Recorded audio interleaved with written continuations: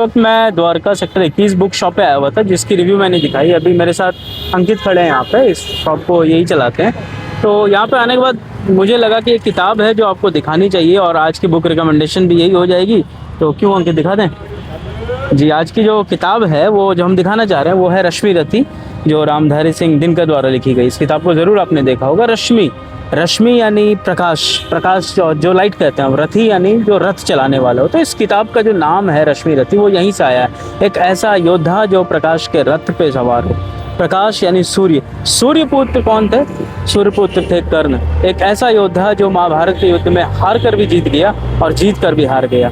ये कहानी है उस योद्धा की जिसको आप कहें कि छल से या कपट से या किसी तरीके से मारा गया हो, मगर वो इतना ज़्यादा बलशाली हो कि उसने अपनी छाप छोड़ी हो पूरी मानव सभ्यता पर। आपने अगर कर्ण को पढ़ा है और कर्ण को अगर रश्मि रथी के अंदाज में नहीं पढ़ा है तो आपने शायद कुछ मिस कर दिया है। रामधारी सिंह दिनकर ने उस योद्धा के पराक्रम को इतनी खूबसूरती से कविता के लय में और छंद में दिखाया है कि आप पढ़ने के बाद मोहित हो जाएंगे।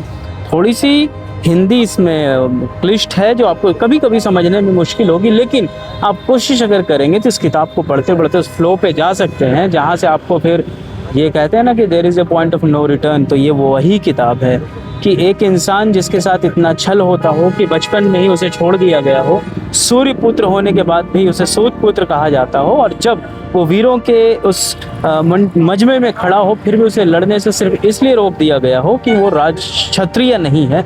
तो सोचिए उस पर क्या बीती होगी। और उस कथा को अगर कहीं नरेट किया गया है तो ये, और यहीं पर कृष्ण की वो संवाद है कि जब कृष्ण जाते हैं समझाने को दुर्योधन को, और वहाँ से जब वो खाली हाथ आते हैं उल्टे कृष्ण को बांधने के लिए दुर्योधन उठ जाता है।